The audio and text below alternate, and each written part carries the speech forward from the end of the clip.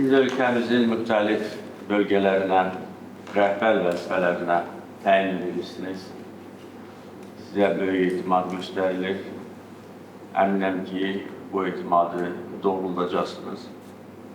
Öz işinizlə, əməyinizlə qarşıda duran vəzifələrin icrası üçün öz səylərinizi əsirgəməyəcəksiniz. Böyük məsuliyyət əlbəttə ki, böyük işlər tələb edir. İlk növbədə mənim bütün tapşırıqlarımı yerinə yetirməlisiniz. Mən hər dəfə bölgələrə, rəhbər vəzifələrinə şəxsləri təyin edəndə verdiyim tapşırıqlar onlar üçün əsas iş prinsipləri olmalıdır. İlk növbədə xalqa xidmət etmək, xalqla bir yerdə olmaq, hər bir rəhbər, vəzifədə çalışan şəxs, hər bir məmur təvəzzükar olmalıdır. Həyatda, məişətdə özü, onun yaxın qohumları özlərini elə aparmalıdırlar ki, bizim ümumi işimizə heç bir irad tutulmasın. Əfsuslar olsun ki, bəzi hallarda məmurlar özlərini cəmiyyətdə düzgün apara bilmirlər. İfrat dərəcədə təkəbbürlük göstərirlər. Özlərini hamıdan üstün tutmağa çalışırlar. Və beləliklə həm öz nüfuzunu itirirlər. Eyni zamanda dövlətimizə, dövlətin siyasətinə də ləkə vurmuşum. Bununla bərabər bəzi hallarda korrupsiya, rüşvətxorluğa düçar olurlar və Azərbaycan ictimaiyyəti yaxşı bilir ki, əyri yola gedən hər bir dövlət məmuru nəticədə məhkəmə, qanun qarşısında cavab verməli olur. Və belə hallar, əfsuslar olsun ki, bugün də var. Ancaq o da cəmiyyət üçün tam aydındır ki, heç bir qanunsuz hərəkət nəticəsiz qalmayacaq. Ona görə sizdən tələbim eyni zamanda xoşagəlməz hallara qarşı ciddi mübarizə aparmaq, kadr siyasətində etibarlı, eyni zamanda peşəkar və mənəvi cəhətdən təmiz kadrları seçmək və rəhbərlik edəcəyiniz bölgələrdə öz işinizlə mənim seçimin düzgün olmasını sübut etməkdir. Əks təqdirdə əlbəttə ki, lazım ölçülər götürüləcəkdir. Bizim bölgələrimizdə əsas infrastruktur layihələri demək olar ki, başa çatır və dövlət xətti ilə, dövlət investisiya proqramları xətti ilə son illər ərzində böyük müsbətə doğru dönüş təmin edilib. Bir neçə regional inkişaf proqramının icrası uğurla nəticələnib. Demək olar ki, əsas infrastruktur istiqaməti olan elektrik enerjisi ilə bütün bölgələrdə vəziyyət tam normallaşır. Təbii ki, köhnəlmiş infrastrukturun təzələnməsi, təmiri məsələləri var. Ancaq ciddi problem kimi bu problem artıq mövcud deyil. Bizim bütün bölgələrimizdə, o cümlədən işğaldan azad edilmiş ərazilərdə elektrik infrastrukturunun yaradılması güclü potensial yaratmışdır. Magistral yollar tamamilə müasir standartlara cavab verir. Şəhərlər arası yollar təmirlidir. Kənd yollarının tikintisi üçün hər il lazımi vəsait ayrılır və hələ ki, deyə bilmərəm ki, 100% biz istənilən nəticəyə çatmışıq, ancaq bir çox bölgələrdə kənd yollarının hardasa 70-80%-in təmirlidir və keyfiyyətlidir. Bütün şəhərlərdə içməli su layihələri icra edilib. Kəndlərdə də içməli su ilə bağlı lazımi tədbirlər görülür. Suvarma layihələri icra edilir və yeni su anbarlarının tikintisi, su kanallarının tikintisi və suvarma ilə bağlı ümumiyyətcə vəziyyət müsbətə doğru dəyişir. Bütün digər infrastruktur layihələri, bu cümlədən sosial infrastruktur layihələri, məktəb tikintisi, xəstəxanalar, idman obyektləri. Yəni, bugün Azərbaycan bölgələrində bu məsələlər öz həllini tapır. Hər bir şəhərdə müasir xəstəxana fəaliyyət göstərir və bütün bunlar əlbəttə ki, həm böyük vəsait tələb edir, həm də ki, gündəlik diqqət tələb edir və yenə də deyirəm, dövlət xətti ilə, dövlət büdcəsi hesabına, regionların sosial-iqtisadi inkişafı proqramlarının icrası nəticəsində bu məsələləri biz həll eləmişik. Qaldı ki, yerlərdə bugün hələ də mövcud olan insanları narahat edən məsələlər öz həllini tapsın. Burada da əsas prinsip sosial ədalət prinsipidir və hər bir bölgədə, hər bir kənddə insanlar görməlidir və bilməlidir ki, ədalət hər zaman üstünlük təşkil edir. Vaxtilə bizim bölgələrimizdə proseslərin mənfi istiqamətdə getməsinin səbəbi də məhz mərkəzi icra orqanlarındakı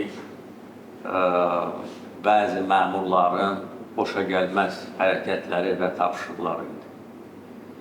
Artıq o məmurlardan, necə deyirlər, əsər əlamət də qalmayıb. Azərbaycanda məmur korpusunda, xüsusilə mərkəzi icra orqanlarında aparılan kadr islahatları nəticəsində böyük dərəcədə vəziyyət sağlamlaşdırılır. Ona görə mən tam əminəm ki, mərkəzdən sizə hansısa bir qanunsuz tapşırıq bundan sonra verilməyəcək. Vaxtilə belə hallar olub və bu qanunsuz tapşırıqları verən və qanunsuz varlanmanı özləri üçün əsas məqsəd hesab edən məmurlar bugün məhkəmə qarşısında cavab verir. Bir çox hallarda torpaqlardan səmərəsiz istifadə edilməsi halları olub, torpaqlar zəbt edilib, torpaqların kateqoriyaları dəyişdirilib, əkin, biçin üçün yararlı olan torpaqlarda bəzi məmurlar özləri üçün imarətlər inşa ediblər. Və əlbəttə ki, bütün bunlar qanunsuz hərəkətlərdir. Ancaq mən onu da bilirəm ki, yerlərdəki bəzi məmurlar məcbur olub o qanunsuz hərəkətləri icra edirlər. Onların əlbəttə ki, üzərinə düşən məsuliyyət tamamilə başqa yanaşmanı tələb edirdi. Ancaq eyni zamanda o da həqiqətdir ki, bəzi hallarda bu qanunsuz əməllərin təməlində xarınlanmış, acgöz, gözü doymayan, mərkəzdə oturan məmurların göstərişləri oldu. Amma yenə də deyirəm, sağlamlaşdırma və təmizləmə siyasəti nəticəsində artıq əminəm ki, sizə heç kim qanunsuz tapşırıq verməyəcək. Əgər kimsə bu tapşırığı verərsə, onda dərhal mənə məlumat verin və bu adamlar haqqında ciddi ölçülər götürüləcək. Bölgələrdə əlbəttə ki, məşğulluqla bağlı məsələlər əsas prioritetlərdən biridir. Azərbaycanda bütövlükdə məşğulluqla bağlı son illər ərzində çox böyük islahatlar aparılır, işsizliyin səviyyəsi aşağı düşür. Ancaq o da həqiqətdir ki, bugün hələ də bölgələrdən Bakıya, böyük şəhərlərə miqrasiya meylləri mövcuddur. Bunun müxtəlif səbəbləri var. Miqrasiya kəndlərdən şəhərlərə axının mövcud olması təkcə bizim ölkəmiz üçün xas deyil. İnkişaf etmiş ölkələrdə də bu var. Təbii ki, böyük şəhərlərdə imkanlar da genişdir, yaşayış səviyyəsi də daha yüksəkdir. Bütün bunlar başa düşüləndir. Ancaq eyni zamanda bölgələrdən şəhərlərə miqrasiyanın səbəblərindən biri də işsizlikdir. Bölgələrdə insanları işlə təmin etmək üçün dövlət müxtəlif addımlar atır, müəssisələr yaradılır, güzəştli kreditlər verilir sahibkarlara, özünü məşğulluq proqramı uğurla icra edilir və artıq 10 minlərlə insan bu proqramla əhatə olunur. Ona görə yerlərdəki rəhbərlərdən də tələbim odur ki, iş yerlərinin yaradılmasına çalışsınlar, iş adamlarına şərait yaratsınlar. Təbii ki, onlara dəstək vermək lazımdır, çünki yerli istehsalın inkişafı həm məşğulluq məsələlərini təmin edir, eyni zamanda yerli istehsalı da gücləndirir. Kənd təsərrüfatı, turizmlə bağlı son müddət ərzində dövlət xətti ilə bir çox önəmli addımlar atılmışdır. Daha da genişləndirmək lazımdır. Xüsusilə turizm üçün cəlb edici olan bölgələrdə bu iqtisadiyyatın, bölgə iqtisadiyyatının kənd təsərrüfatı ilə birlikdə əsas amilini təşkil etməlidir. Bölgədəki ekoloji tarazılıq mütləq qorunmalıdır. Ətraf mühitə böyük diqqət göstərilməlidir.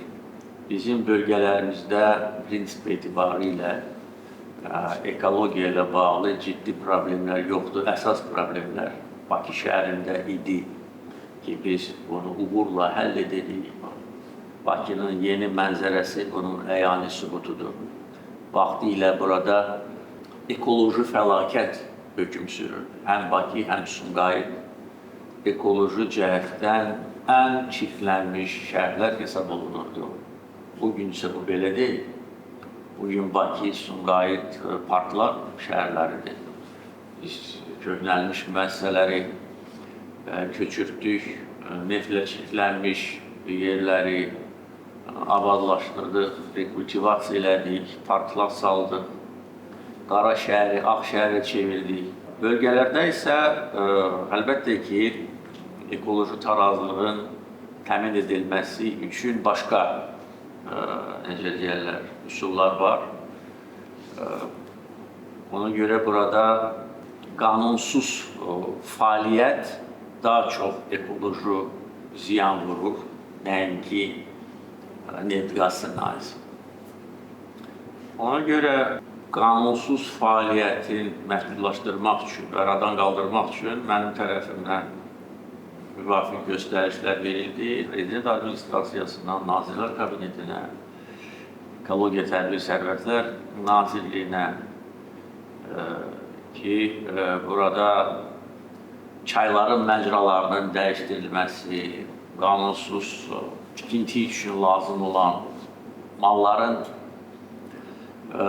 işlənməsi, istehsalı, bütün bunlar tənzimlənməlidir və qanunsuz fəaliyyətə yol qətiyyən verilməməlidir.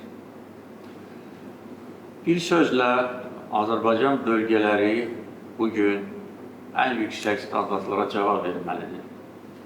Son illər ərzində, yenə də deyirəm, aparılmış işlər nəticəsində bölgələrin canlanmasını hər bir Azərbaycan vətəndaşı əyani şəkildə görür.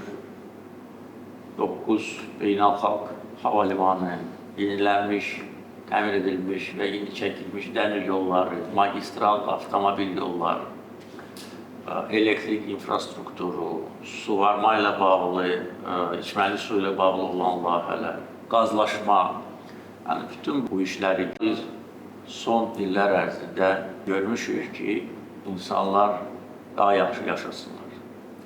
İnsanlara diqqət göstərmək, onların qayğıları ilə yaşamaq, daim onların arasında olmaq lazımdır.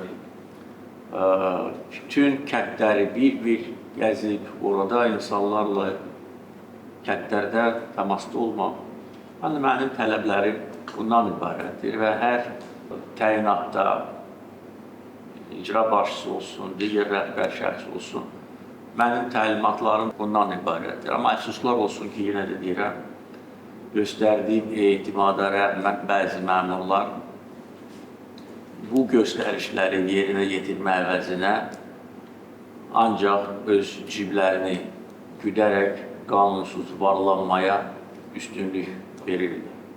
Əminəm ki, bu yüksək etimadlı siz öz işinizlə doğrulacaqsınız, sizin üzərinizə böyük vəzifə düşür. Bəziləriniz artıq rəhbər vəzifələrdə çalışmışsınız, təcrübəniz də var. Bəziləriniz yeni təyin olunursunuz. Ona görə əminəm ki, öz işinizlə bu etimadı doğrulacaqsınız və xalqın rəğbətini qazanacaqsınız. Sizə uğurlar arzulayıram.